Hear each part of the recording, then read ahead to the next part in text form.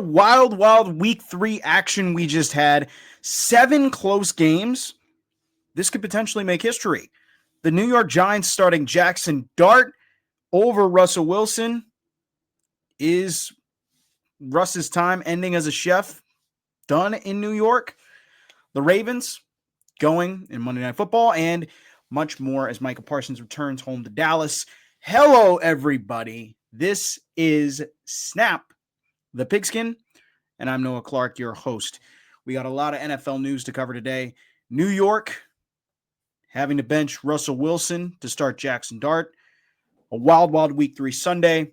The Ravens losing on Monday Night Football to the Lions, and now they go face the Chiefs, and there's potentially a lot of things that could be on the line in this game, and Micah Parsons returning home, plus bringing home the bacon, and our Pigskin Primetime Picks. So let's get right into it here. Let's start with our drive of the week. First down, the New York Giants made the trigger, or pulled the trigger in a sense. They bench Russell Wilson, and they go with Jaxson Dart to start against the LA Chargers. Now, with what we've seen from Russell Wilson in these first 3 weeks, it's not been good. The Giants have not won a game yet under Russell Wilson. Brian Daboll made him the starter right off the rip from when he signed with the New York Giants. They also drafted Jaxson Dart, who was their first-round rookie that they picked up in the first round, along with Abdul Carter that they had in their top 4 pick in this past draft. It was only a matter of time before Jaxson Dart got the start, got the nod at quarterback. Trap House Sports, the legendary philosopher, said that by week 3, Russell Wilson's probably going to be benched. They're going to be calling for Jaxson Dart to start. Well, never wrong, just early. And Jaxson Dart going to get a chance. And this will be a very interesting matchup going up against the Chargers, who have not lost a game yet. They are 3-0 to start the season. And the Chargers, too, have been kind of a story to start as well. 3-0 with 3 major key division wins against the Broncos, the Chiefs, and the Raiders to begin the season. I'll tell you what, if you're a Broncos fan or a Chiefs fan or a Raiders fan, that's not good to hear. But if you're a Chargers fan, man, you must be ecstatic with the way that Jim Harbaugh has turned this team around and got this team now playing some winning football and now being first in the division. On the other side of it, for the Giants, this is basically Brian Daboll putting his job on the line and giving himself an opportunity to see if he can save his job with Jaxson Dart. Because we've looked at the last several years from Brian Daboll. He's not been a good coach. He's a great play caller. You look at his tenure in Buffalo. Did a phenomenal job in Buffalo with Josh Allen. And then when he was at Alabama and he was the quarterback coach for Tua, he did a phenomenal job with those guys. But here in New York, it's been a disaster. He hasn't made the change at quarterback, that he wanted to make. They basically decided to stick with Daniel Jones over Saquon Barkley, which we know how that's turning now with the Giants having to go against him now twice a year with him being on the Eagles. So this is kind of a desperation move. This is a desperation move by the Giants organization and by Brian Daboll, because you look at it like he doesn't have too many more chances. This is his last chance to keep his job and get the Giants to the playoffs. And you look at his first year when he was the head coach of the Giants, got them right into the playoffs his first year. Got them right into the playoffs his first year with Daniel Jones. They had a lot of success in that first year, and then the next year, or I should say the last 3 years, they haven't been really successful. So now here we are where Brian Daboll's kind of on the last, his last straw, or whatever you can call it. I mean, the seat's scalding hot at this point. You could probably cook an egg on that seat. And now, here it is. We're going to see what Jaxson Dart's made of. Looked like he'd had a pretty good preseason, It looked like he had, really a good camp with the Giants. And here we go. Now we're going to see what he's going to do against the Chargers. This is a very interesting test.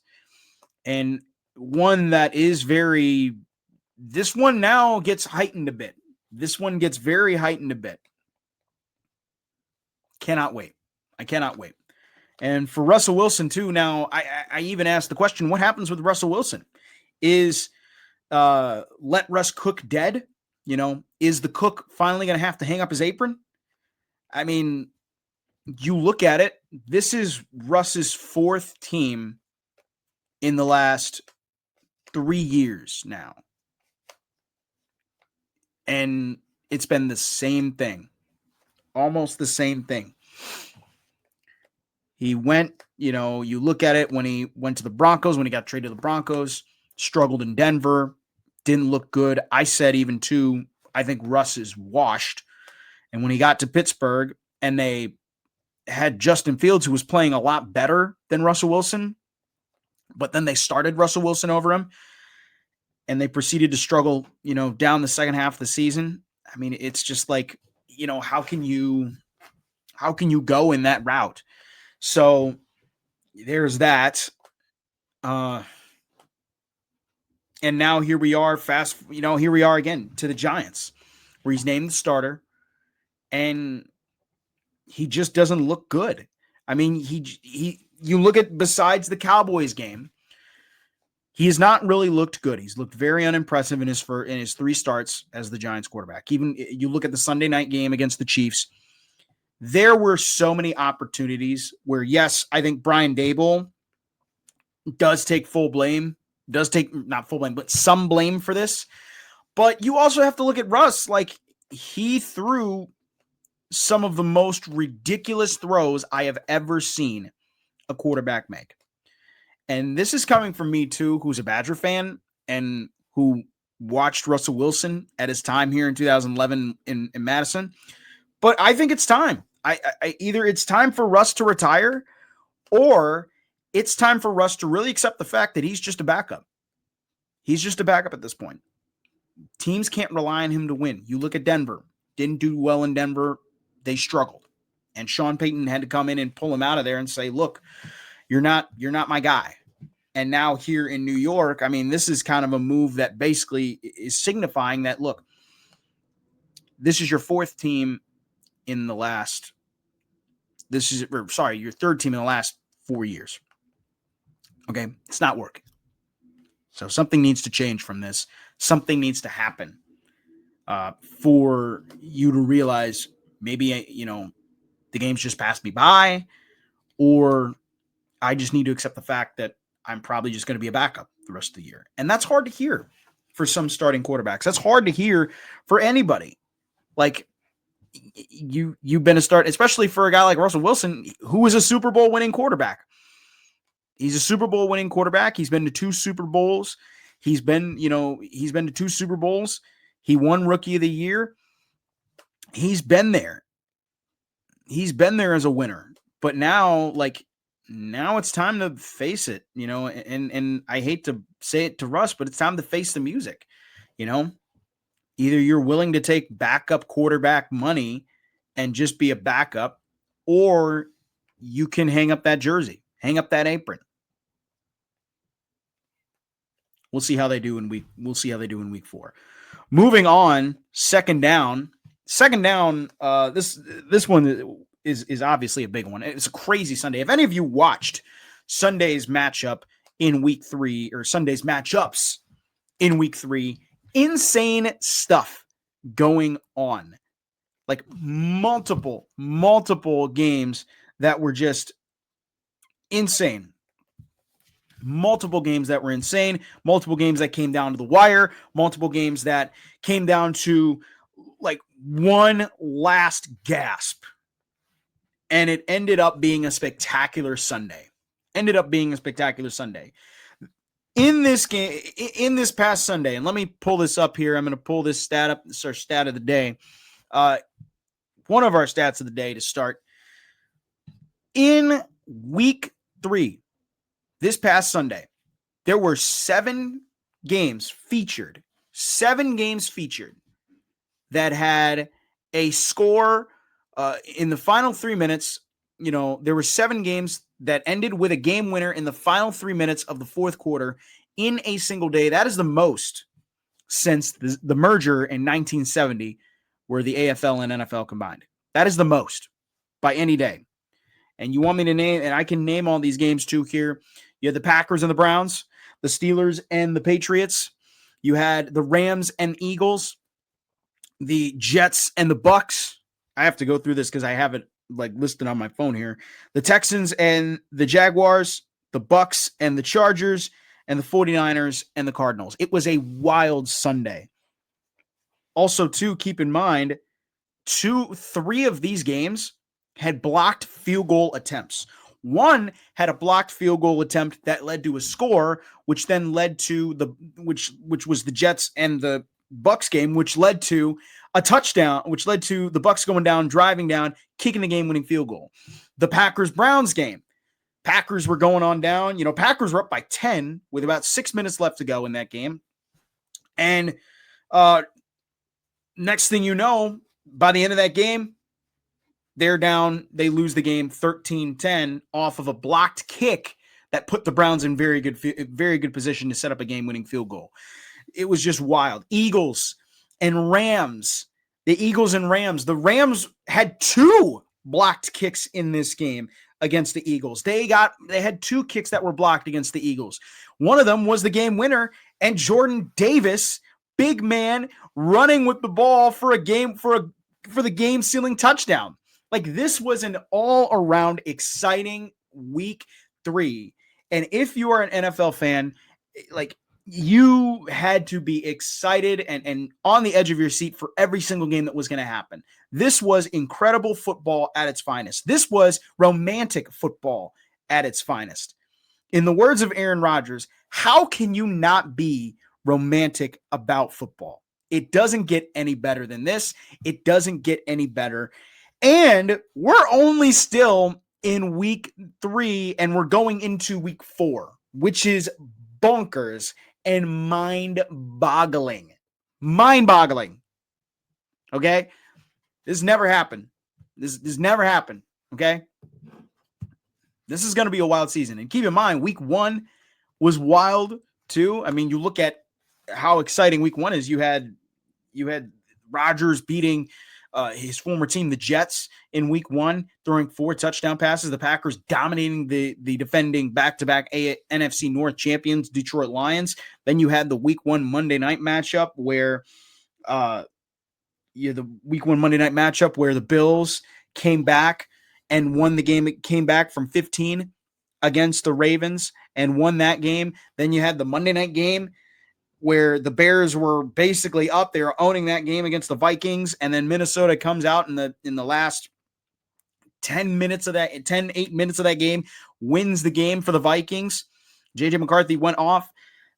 It's insane how this season has begun. And then week 2 really wasn't as much exciting action, but then you look or actually, I shouldn't say that. We had the Russell Wilson Giants and Cowboys game that went to overtime for no reason. Then you have the Chiefs. You have the Chiefs and the Eagles meeting, and the Eagles winning off of a tush push.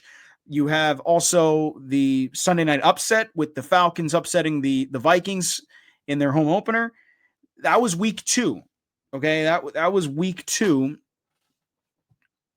And man, my goodness. And on Monday Night Football too, you had the Bucks beating the Texans in Houston to win that game. So week 2, now here we are in week 3, and this happens. And all of this happens. You have the Browns winning, you have the Eagles winning, you have the Steelers winning, you have the Texans, losing to the Jaguars, which that's a brutal loss. You have the Broncos losing to the Chargers, the Niners beating the Cardinals. Seriously, how can you not be romantic about football? We're only in the first. We still got a long ways to go before the playoffs even starts. I can't wait. Now on to third down. We go from just how wild of a week, Sunday was, to Monday Night Football, where we had a really good matchup. The Baltimore Ravens played the Detroit Lions, two NFL powerhouses going at it. It ended up being the Baltimore Ravens losing this game, and tough for Baltimore. They played phenomenally well in this game. But Detroit, man, you got to give credit to the Lions. They came out and they played phenomenally well in this game. You look at the Lions offense in the last 2 weeks has been really looking like what we've seen in years past. Has been one of the top offenses. And I have a stat here that will show that Detroit in the last 2 games have scored 90 points in the last 2 games. You look at their week 1 matchup from Green Bay, they only scored 13, but since that week 1 loss to Green Bay, they have scored a combined total of 90 points in the last 2 games. That is the most over a 2-game span since 1962. Remarkable. You also look in this Monday night game, there also was some history. Jahmyr Gibbs, David Montgomery, and Amon-Ra St. Brown all got a touchdown, and they all recorded their 10th career game where all at least one of these 3 scored a touchdown. It's the most by any trio of teammates in NFL history. Insane stuff. Now, on the other side of it for the Ravens, for Baltimore, this is a tough loss. 1-2. Not looking like how the season wanted to start. You look at the Ravens, too. Their offense has been really, really good. I mean, the thrashing that they put on the Browns in week 1, and then the loss that they had to the Bills, or not in week 1, sorry, the week 2, they had the win against the Browns. Week 1, they lost to the Bills. And this offense has been on a roll to start. The only problem is they haven't been able to win much to start the season, and they're sitting here 1-2, going into week 4 against the Chiefs. And the Ravens, you look at the numbers, and it's interesting. I mean, they have had 111 points through the first 3 games this season, the most by any team. The most by any team with a losing record in NFL history. You also look, too, Lamar has thrown almost 800 passing yards through the first 3 games of the regular season. 100 passing yards through the first 3 games, or 800 passing yards. He's got 118 rush yards, 10 total touchdowns. They're 1-2. Baltimore off to a rough start here. And this is a Division 2 in the AFC North that you don't want to be sitting at 1-2. You definitely don't want to be sitting at 1-2. Now, the good news is they've only had to play one divisional opponent, the Browns, and they beat them. They beat them handily. But you already lost a game in your conference to the Buffalo Bills. So the Ravens do have a steep hill to climb. If they want to get the 1 seed, they're going to have some tiebreakers to happen. They're going to have something to happen during this game, during the regular season. And I think they can turn it around, but you look at who they're going to play next. It's going to be the big challenge. And I'll talk about that now, as the Baltimore Ravens are going into Kansas City. They're going in to play a Chiefs team that Kansas City got the win on Sunday night against the Giants. It was also, too, the Giants didn't particularly play that well. The Chiefs kind of figured it out in the second half, how to play. And their first 2 games so far, the Chiefs have lost to the Chargers and they lost to the Eagles.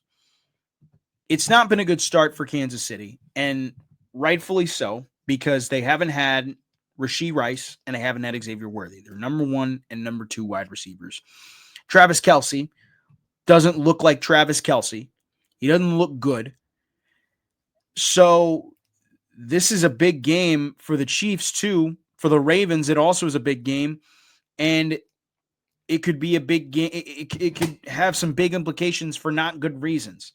The loser of this game, too, could go to 1-3 to start the season. And let me tell you how tough it is to get to the playoffs when you start 1-3.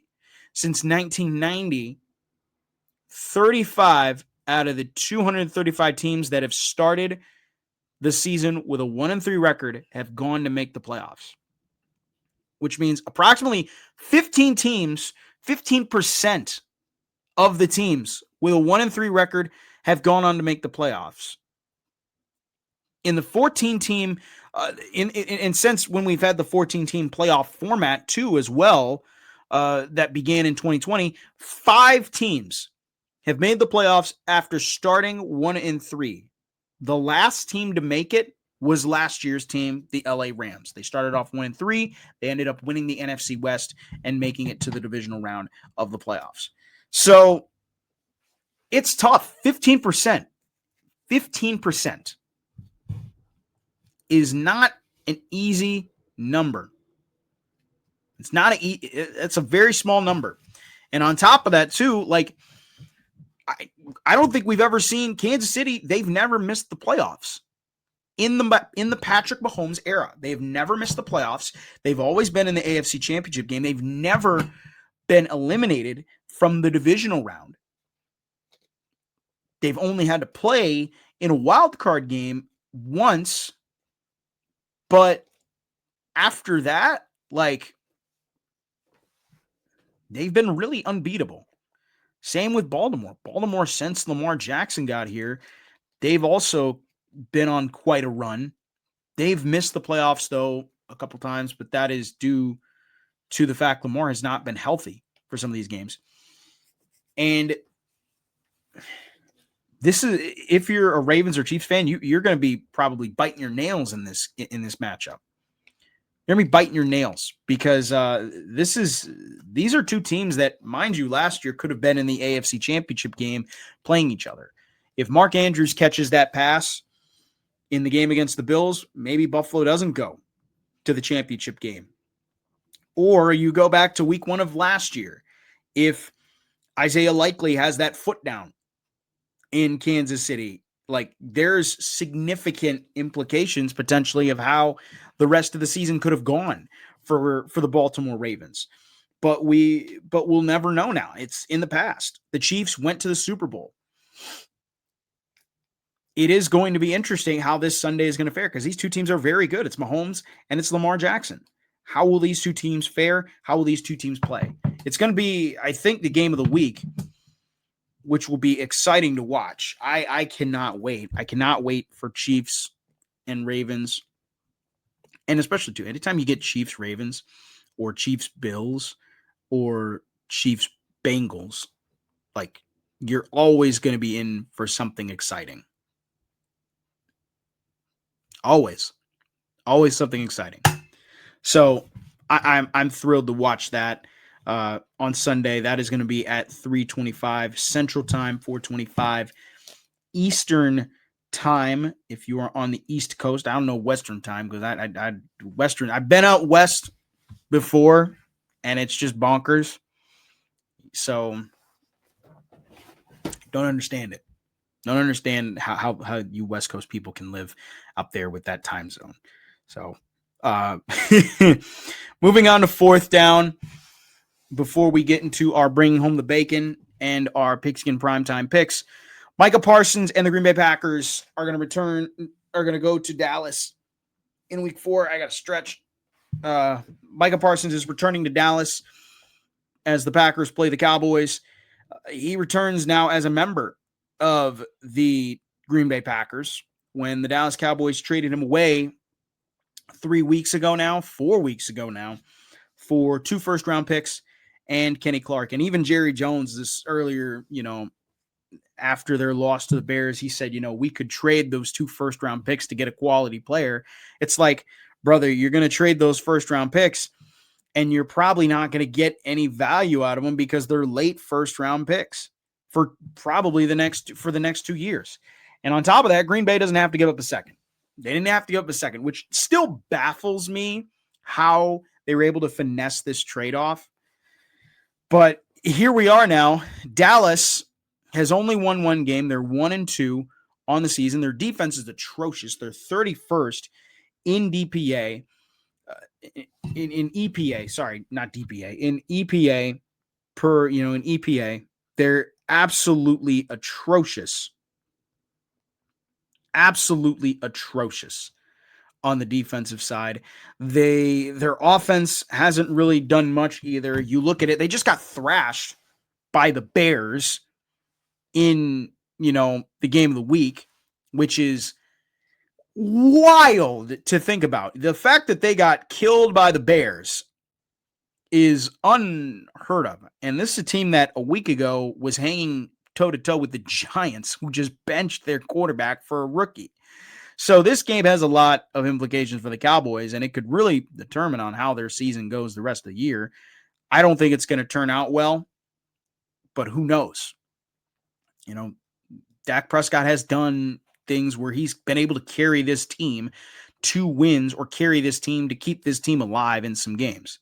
Now, on the other side of this, you have the Green Bay Packers, which there is a lot to be said here going into this game. They just came off a brutal Week 3 loss to the Cleveland Browns, where they were up 10 with 6 minutes left to go in that game.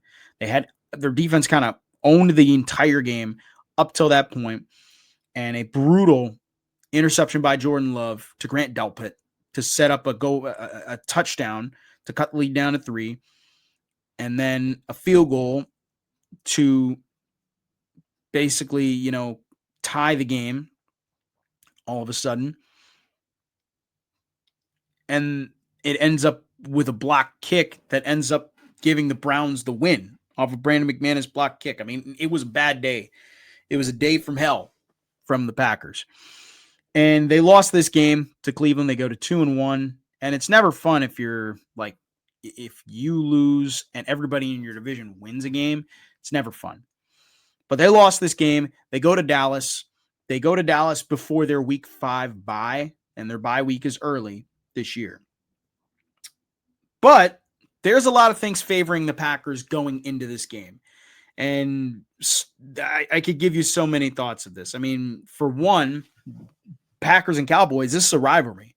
This is a rivalry game. These are two very historic franchises. They've met before in some big moments. They've met, in 1967 in the Ice Bowl, in the Ice Bowl where the Cowboys lost that game in Green Bay in the frigid cold. Then you go a year before in 1966, they had it in Dallas, and Dallas lost off of a Don Meredith interception. Then you go fast forward to the 90s, opposite way. The Cowboys, with their dynasty, throttle the Packers in the 90s. Throttle them. It was their bugaboo. And now you fast forward to now in the 2000s and 2010s and up to now, it has been very, very, very one-sided. And it's been mostly the Packers winning. And you look at this rivalry, I should say, quote-unquote rivalry for now. It's been really kind of Green Bay. Green Bay has won, there's been 8 matchups from 2013. Or actually, let me phrase that, from 2010 to 2023. So 9. There's been 9 matchups in this rivalry between these two. I just need to type this in because I got to finish, because I got to make sure I keep track here on this. But in this matchup, in this rivalry between Dallas and Green Bay, it's been Green Bay. They have won 8 of the last 9 matchups. The last time Dallas beat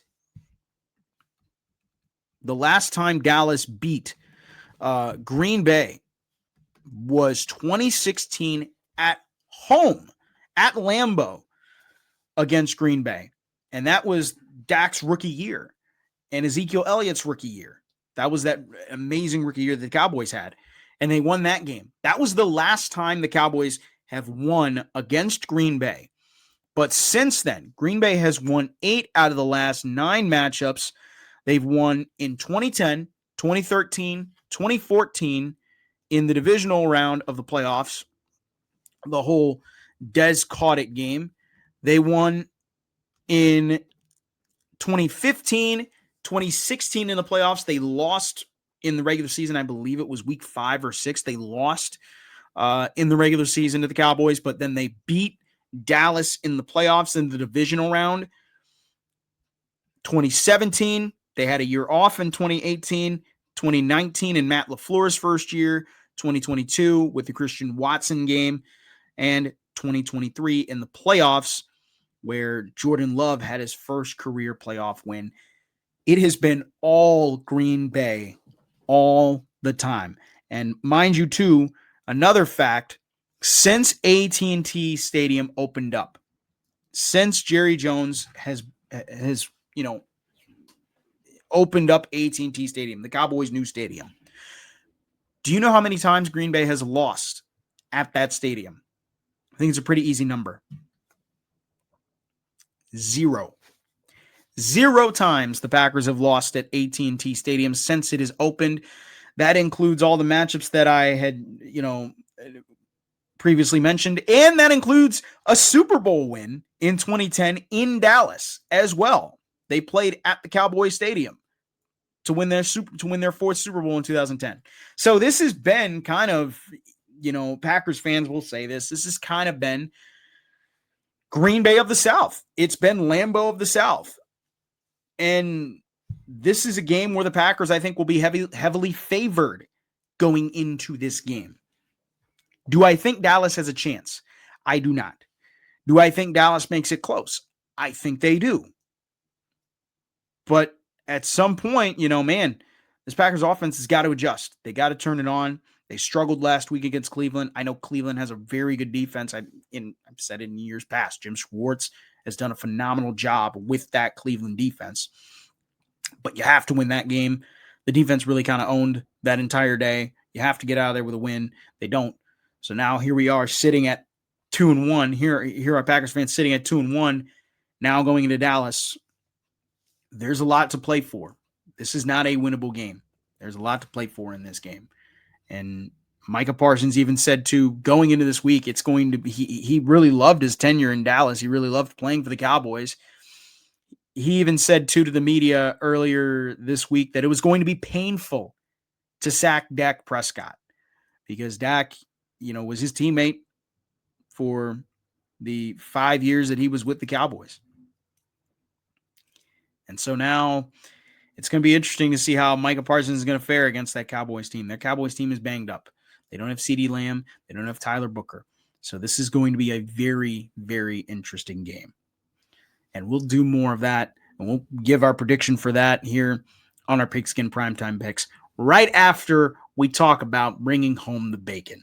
And bringing home the bacon this week, I had to look around, had to, scroll through of who really stood out this week. There really wasn't much for people, for players who stood out this week, except this one person on Monday Night Football. Came out, balled out, got the slab of bacon, walked out with a win. Mr. David Montgomery wins the slab of bacon this week. 12 carries for 2 touchdowns, 151 rushing yards, including a 73-yard run in a Monday Night Football win over the Baltimore Ravens. David Montgomery wins the slab of bacon. This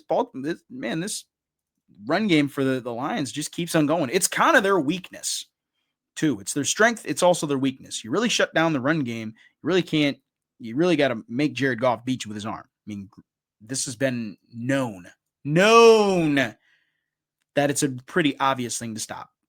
And still, Detroit does it. And David Montgomery, man, 12 carries for 151 rush yards is insane. Insane stuff to think about. So congrats, David Montgomery. You get the slab of bacon. I'm sorry to Tegan for this week because she had to go up against David Montgomery and she lost. I had David Montgomery on my fantasy team in another league and I won by like a 0.01. So thanks to David Montgomery, I'm not going to be winless in fantasy in one of my leagues. Now moving on, we're going to finish wrapping up here. We have our Pigskin Primetime Picks. We've got 4 games today on the docket, and 2 of them are Monday night games, which is it's so dumb. It's so dumb. This primetime slate, I hate sometimes when we get into these, we have some really good primetime games too. Like in the past, like this has happened every year where we have these great primetime games to start the year, and you'll get one probably late in the year. But when you get to the middle point of the season, or as you get to that like week 4 to week 8, it gets horrible because these games are so boring to watch. Like last week with the Chiefs and the Giants, that game was boring to watch. Even the Bills and the Dolphins, like Bills easily, could throttle the Dolphins there. But this week the slate is going to be a little bit rougher, and it's mostly because of the Monday night slate. So let's start off with our first matchup here. Thursday Night Football. We're recording this today on a Thursday, so by the time this episode gets dropped, hopefully you guys will know the score of this game. But Seattle Seahawks at Arizona Cardinals. The Seahawks actually are off to a relatively good start this season. They've played pretty well since getting Sam Darnold on their roster. Their offense has not been necessarily bad, but they haven't been really like elite. And you look at the NFC West this year. The NFC West too is a very interesting division. The Rams, I think everybody looks kind of mediocre. Let's put it that way. The Niners just beat the Cardinals in a low-scoring game. They didn't have Brock Purdy. They didn't have George Kittle. They lose Nick Bosa for the rest of the season with a torn ACL, which that is brutal for their defense. He is the backbone, or one of the key backbones of their defense. But here we have another division matchup, the Seahawks and the Cardinals. And these two teams, I believe they're going to show their rivals jerseys that the NFL dropped this past month in August. And the rivals jerseys, it's basically kind of what the NBA does with their like City Connect things. And the NFL did this a couple years ago too, where they did these things called the Color Rush. Basically, it's you load one color up on all the jerseys. So, for example, the Cardinals had like an all black uni, and the Seahawks had like this color, like I shouldn't say it like this color green as their color rush, and that's what they named it. So I guess they're going back to that again. But they actually look pretty decent. Cardinals are going with their sand unis. They're their white unis with a little bit of sand dust on them. I call them the sand unis. I don't know what else you can really call them because they live out in the desert. Never seen a Cardinal out in the desert. But they play the Seahawks. Cardinals lost the game to the 49ers. I think they're off to a good start. I think Arizona is off to a good start. I think their offense needs to be better. They have not played well in the first 2 games of the year. Their offense really has been kind of bleh. They've played some really bad competition and have, played down to where their competition is, played down to their competition's level. Seattle, kind of the same thing. I mean, their offense isn't really exciting, but this is going to be a fun game to watch if you're bored and you need some football to watch. This is a game that I think will be fun to watch. I got Seahawks by 4. I think Seattle is going to pull this win out. I think we're really going to start to see which teams in the NFC West are real and which teams are not. This is a division that is, I think, a very predictable / unpredictable division. The Cardinals are kind of one that are maybe going to be a good team, but also could be a really bad team. So I got Seahawks by 4 winning this game over the Arizona Cardinals. Moving on to Sunday Night Football. The Green Bay Packers play the Dallas Cowboys. This one is a Sunday Night Football game. It should be perfect, perfect setting for what both of these teams had to endure last week. Green Bay's probably going to wear their home unis, which is always sick. Like the classic green and gold unis, and they go from that to like the yellow pants with the green cleats as well. I like when they wear the green cleats. Dallas wearing their home unis, the classic white with blue stripes and the star on the side of the helmet. I got Packers winning this one by 10. I think that they're going to find a way to win this game. I think, they're going to make this close. I think their offense has I think their offense is a real problem.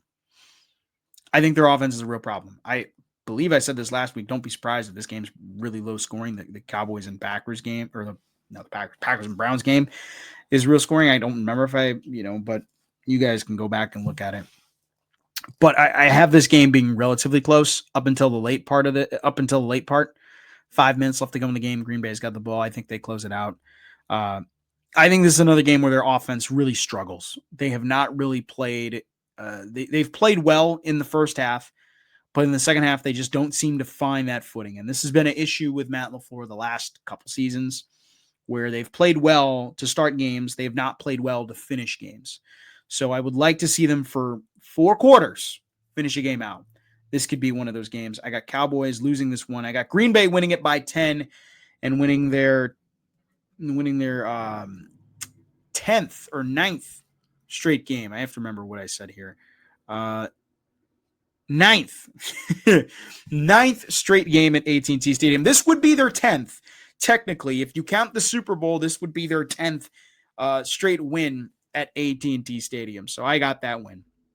Now, here's where it gets brutal. The Monday Night Football games. And it's a doubleheader.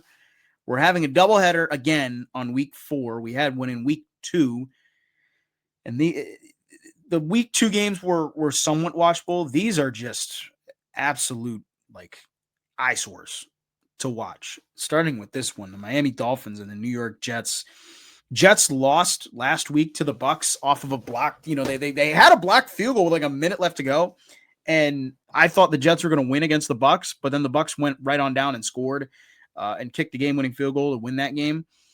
The meme that was going on the entire week, too, was Aaron Glenn just, dancing. And it was pretty funny. I got a good kick out of it because the Twitterverse essentially did so many memes, put so many memes out there about him. And it was hilarious. Justin Fields did practice earlier this week. I got Jets by 3 in this one. I think they got to get a win here. Aaron Glenn and the Jets, it's about time that they get a win. For the Dolphins, they also have not looked good either. And I mean, how can you blame the Dolphins? I mean, the Dolphins 0-3 to start the year. Jets 0-3 also to start the year. I got the Jets in this one. I think the Jets have more of a fight. I look at this Miami Dolphins team and they just look lifeless. They look lifeless. They don't have any energy. They don't have any intensity. Their quarterback situation right now with Tua is bad. Mike McDaniel right now is not looking like a good leader for this group. He needs to be the leader that, can get this group to a win. And frankly, I see the Jets winning this game. I see them winning it by 3. I see them pulling it out. I have the Jets winning this one by 3. And Aaron Glenn gets his first win as a head coach for the New York Jets. And the last one, the Cincinnati Bengals and Denver Broncos. This game would have been exciting. It would have gone up a little bit higher on my list if Joe Burrow wasn't hurt.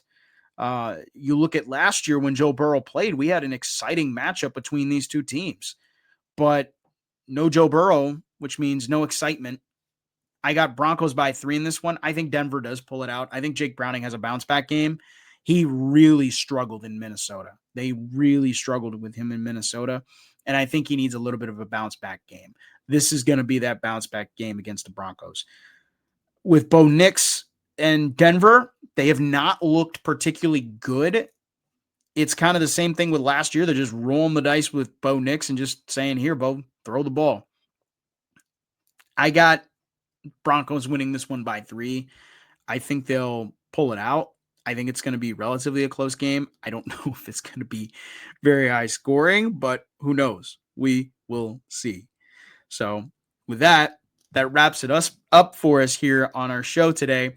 Tune in every week on YouTube at Snap the Pigskin to listen to our show. I'm trying still to get these podcast episodes uploaded to Spotify and all of our podcast networks. So bear with me here as we're getting through the tough times through this. But listen to past episodes when you can, or give us a like and subscribe on the YouTube channel. You can follow us on there as well, and you can listen to the new episodes that we post. So with that, I am Noah Clark. This has been another edition of Snap the Pigskin, and we will see you for week 5, man. We are already at week 5 here, and I cannot wait. Cannot wait. So with that, that does it for us here, and we will catch you all next time.